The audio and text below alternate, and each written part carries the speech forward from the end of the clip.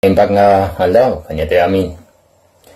Daman kat discussion tayo about iti worship. Kanya ti kinapudno, may papan iti worship. Ta itatang daw kat halos anti maawatan ti kadwan. Kat no kunada nga praise and worship, niya lang ti panagkanta or kantada, pangidayo da kani Apo Dios. Ngam talent man ti kinapudno iti awain iti sao ni Apo Dios. Di worship makuna kat na idu malaunay iji praise ngan iji prayer or iji kararag. Di worship kat isuji aramiden gapo iji galad or kababalin mismo ni Apo Dios. Kas pangarigan example. So, pagyamanan da ka o Apo taman nakabalin ka. Di kat worship. Pagyamanan ni Apo Dios kaputa iso na kat man nakabalin. Yeti kabalin na. Ti worship kat panang bigbig kan panagsubmitar mismo iti kinasiasino ni Apo Dios. Ginusesino ni Apo Dios agsubmitar tayo kanya na. Iti sao ni Apo Dios kat tinaibilang nga book of worship kat ti Leviticus nga makuna. Kat iti dayta nga book na i-discuss amin no anya dagiti dapat nga aramidan dagiti Hudyo, dagiti Levites tapno mamit da ti standard ni Apo Dios si asino ni Apo Dios ti kinasiasino na. Iti Leviticus chapter 19 verse 1 ingana iti verse 2 kunana. Speak to the entire Israelite community and tell them, kunani Apo Dios kani Moses, be holy, I, the Lord your God, I'm holy. Be holy because I, the Lord your God, I'm holy. Kunana, dagiti Hudyo, dagiti Levites, Israelitan dapat be holy dagbalintaw na linteng agsanto da, nasantuan da, gaputa ni Apo Dios ket nasantuan. Yeti standard. Nga dapat imit di standard mismo ni Apo Dios. Ti praise nga makuna, ket isu di aramidan, gapu ijay naramid ni Apo Dios. Example tayo. Agyaman ak unay o Apo, tas sinalakniban nak iti peggad. Di nga panagyaman tayo kani Apo Dios, gaputa sinalakniban na tayo, ada inaramid ni Apo Dios kanya tayo, di kat maibilang nga praise. Di iti praise nga makuna. Kat iti sao ni Apo Dios, ti halos nang discuss maipapan iti praise kat ti book of Psalm. Ti halos panagyaman, gapu ita ado, ti banggitan na nga inaramid ni Apo Dios, na aramidan ni Apo Dios, na ipakita met lang ti kanasa sino na ang babaen kalagay nga inaramid na. Saan nga di praise and worship nga makuna, nga napartak na kanta, ket kunada nga praise. No nabuntog ka no, worship.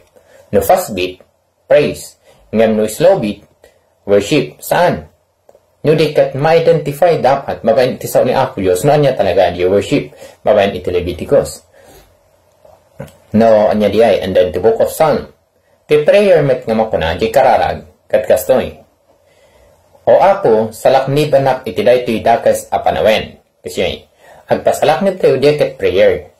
So iti Psalm metlaing adadagi nabanggit about iti prayer panagkararag nga saan met amin maning kathul ka praise. So iti dayto may pakita tayo makita tayo nga ti worship nga talaga kat isuji aramiden gapo ijay kinasiasino ni Apo Dios kababalin mismo ni Apo Dios. Ti worship kat iparuwag ti tao manipud iti puso a panunot na gaputa maawatan na ti Diyos Ama amang ipaay na manangay paay ni Hesus Kristo amang isalakan ti Holy Spirit na makipagtaeng kada tayo anamati. Kat full nga talaga nga agdayaw ka ni Apo Dios, agsubmitar ka ni Apo Dios, gapu iji kinasiasino ni Apo Dios. Saan nga naibasar kada iji mapaspasamak kanya tayo. Iji maaramid kanya tayo. No dati bendisyon o adati nasayaat nga napasamak kanya tayo sa tayo kuna nga i-worship ni Apo Dios. No.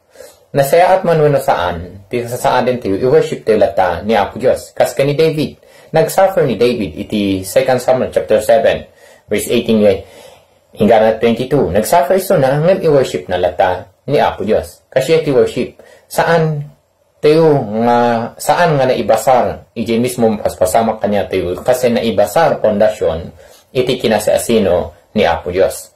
Ti Holy Spirit laing, ti mga kabael, nga mangidalan kanya tayo, nga mangi-worship talaga kani Apo Dios. Awanen ti sabali nga makatulong kanya tiyo, nga makaparagsak kani Apo Dios no dito Holy Spirit laing. Naglawag iti sao ni Apo Dios nga ti i-worship tayo nga datayo nga namati kat ni Apo Dios laeng nga awanen ti sabali. Kuna na iti Luke chapter 4 verse 8. Nga agdaydayaw ka iti Apo a Dios mo kat isulaeng ti pagserbyam, isulaeng ti dayawen tayo. Di ay kat naala iti Psalm chapter 45 verse 11. Kuna na, He is thy Lord and worship thou Him. He is thy Lord and worship thou Him. So, isinidayaw tayo laeng, ni Apo Diyos laeng, nga awanin ti sabali. Saan tayo magdayaw, tanyaman nga kinikit tao, anyaman nga naaramid, kas kunana iti Exodus, chapter 20, verse 3, di kagdaydayaw ti sabali a Diyos, no di laeng siya, ni Apo Diyos laeng ti idayaw tayo. Saan tayo nga idayaw, dagiti angels, dagiti naparswa, ti aldaw, bulan, malaksid ka ni Apo Diyos, awanin ti daduma, nga dayawin tayo. Siyempre, naibaga tayo nga ni Apo Diyos, naibaga tayo ni Apo Diyos at dalitan ti Diyos Ama, ti Diyos Anak, nga ni Hesus Kristo, kan ti Holy Spirit. Yan kat idayaw tayo. Anya nga rod, tipod na panagdayaw. Tipod na panagdayaw ka ni Apo Diyos, kat dapat nga amo tayo talaga, no si asino jay dayawen tayo, nga rumbeng, nga dayawen tayo. Si asino talaga. Iti Matthew chapter 2, jay masirid, nga nagapu iji is, or nagapu iji Babylon, dahilan sa lugar, idinapanda iji Jerusalem, nagdamag na no, sa dino talaga ti ayan ti ari. Ayan talaga ni Jesus Christ. Idinapanda, iti ayan ni Jesus Christ, kunan iti verse 11, entering the house, they saw the child with Mary, his mother, and falling to their knees, they worship Him. Karama, idisinumak pa iji balay, adda ni Mary, tapos ni Hesus Kristo. So, duwa da itinitangad na. Ti-worship da, kat ni Hesus Kristo laeng. Worship Him. Saan na nga ibaga, nga they worship them. Hindi kat worship Him. Nagdaydayaw da, kankwa na. Then they opened their treasures and presented Him. In-present da kanya na, kani Hesus Kristo, gift da. Anya di nga gift? Gold, frankincense, and myrrh. Idireta inted da talaga di kapapatgan kanyada, nga adda kanyada, agpaay kani Apo Diyos. Di talaga, kunati worship talaga, kasi impaay da di kapapatgan, nga adda kanyada, para kani Hesus Kristo. Di ti worship.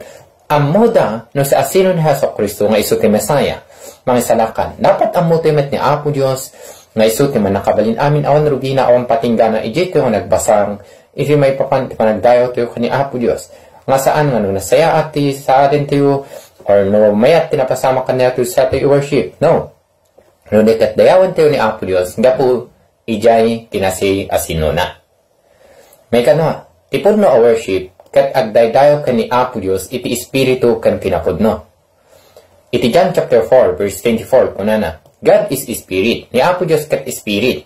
And those who worship Him must worship in Spirit and in truth. Dapat idayo ni Apo Diyos babaen iti Espiritu ken iti kinapudno. Saan nga mabalin nga pekeen ti panagdayaw ka ni Apo Diyos? Dapat talaga i-guide ti Holy Spirit. Saan manin nga diya kunatiyo mang tumba or mangi yaw-awan ti Holy Spirit no di kat mangi guide ti Holy Spirit para kani Apo Diyos, mangidalan kanya tayo, ngagpailaing kani Apo Diyos. Di truth, nga kinapudno. No, nagduma, talaga niya mapan, di simpaan, nga saan mat nga pudno nga talaga nga agdayaw kani Apo Diyos. No, apay. Kaya, agpaisaw, kanta na. Wow, nagmayat nga kanta, win. Tayo suto ko nada, praise and worship kano di kanta. Andi ay, ngam no, nalpasin di kanta, prumuar damet, saan damet nga dingig itisaw ni Apo Diyos. Saan damet nga talaga nga idayaw ni Apo Diyos? Kasi ano na diya nga kinapudno? Saan nga balin nga iji rumor laing iji sa uti kinapudno? No dikat makita talaga iji panagbiag na nga ni Apo Diyos laing talaga ti addaken kwa na nga awanen ti sabali. May katalo. Tipon na worship kat na insiriban dapat biwise tayo nga talaga nga agdayaw ka ni Apo Diyos. Amuti uter aramidan tayo nga agdayaw ka ni Apo Diyos. Kat iti Romans chapter 12 verse 1 ingana iti verse 2. Kunana. Therefore, brothers and sisters, In view of the mercies of God, I urge you to present your bodies as living sacrifice, holy and pleasing to God. This is your true worship. Dahito iti pudpudno a panagdayaw. Anya diya nga pudno a panagdayaw. Isu di panangipaay iti mismo abagi kani Apo Dios. Nga ti whole nga meaning na isuro na no anya talaga di worship ket panang isurrender kani Apo Dios di bagi tayo. No nainsiriban talaga ket isurrender tayo kani Apo Dios di bagi tayo nga kukwalain ni Apo Dios panagsubmitar iti panakabalin ni Apo Dios.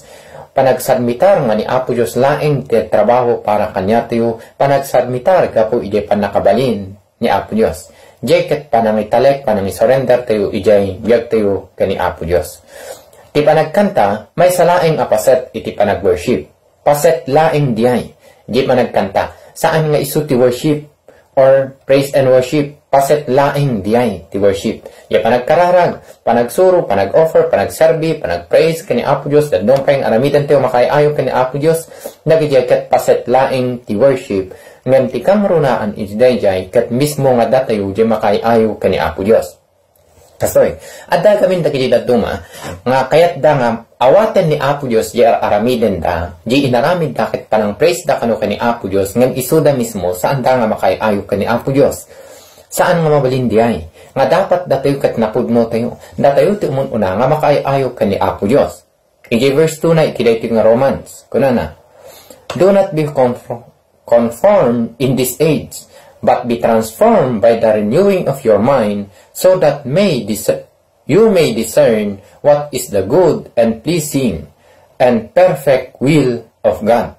Iti dayto makita tayo kunana, do not be conformed to this age. Saan tayo nga tultuladen no anya ti aramid ti lubong. No di kat aramidan tayo di anya talaga makayayo ka ni Apo Dios. No itatagamin kat adulan ti mangkita no anya aramidan dadto mga namati. Isutuladen da nga saan ket di nga iti sao ni Apo Dios da nga agbasang. Itatag kamali ti maararamid. Sumabanin ti meaning na di ko nga worship kasi nga po ije mapaspasamak. Kat iso tinalaklaka.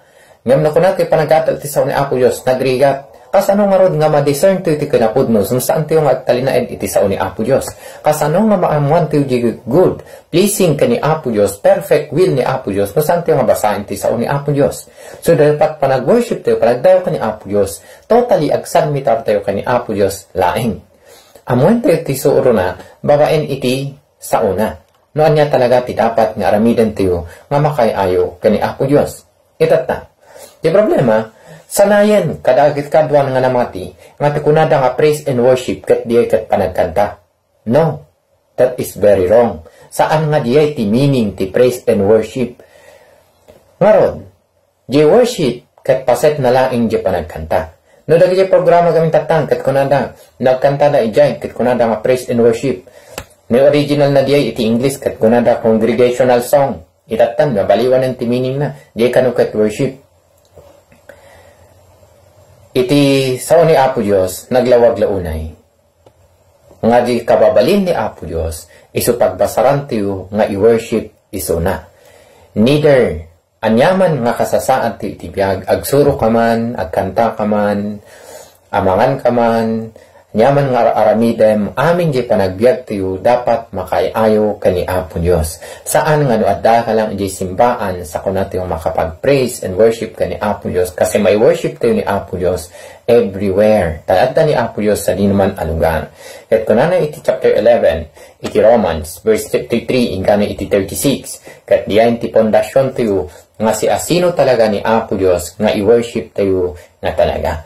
Ngaron patkan nga gayam kakabsat saan tayo nga tutuladan no? Niya talaga ti adan ti lubong niya lagi yung paspasamak adun lang nagiti worship tata nga which is wrong talaga. Saanin nga makayayo ka ni Apo Dios? Ti ko na makayayo da ka ni Apo Dios kasi agkanta damit agsangit da pay ngamlo agawid da saan damit nga makayayo ka ni Apo Dios? Nya nga rot ti mako natin worship pa lang ba diay ngano da na simbaan kat mayat ngamlo agawid da kat saan mali mabalinta kasi ay dapat ihul nga panagbiag makayayo talaga kani Apo Dios. Ngarod tinadal tayo iti worship ket ni Apo Diyos laing ti idaydayaw tiyo gapu iti kinasasino ni Apo Diyos kababalin ni Apo Diyos. Tipod na worship kat amo na ti dayawan na nga ni Apo Diyos laing. Tipod na worship kat agdayadayaw ka ni Apo Diyos babayin iti espiritu ken iti kinapudno. Tipod na worship kat dapat nga talaga agsubmitar ag surrender ka ni Apo Diyos nga isukat man nakabilin amin. Pagyaman ak unay, ti kanayon nyo pangtrabay na iti programa tiyo. Salamat kayo di kanayon nga mga tatrabay ni Apo Diyos, ti mang bendisyon kanya tiyo. Amin.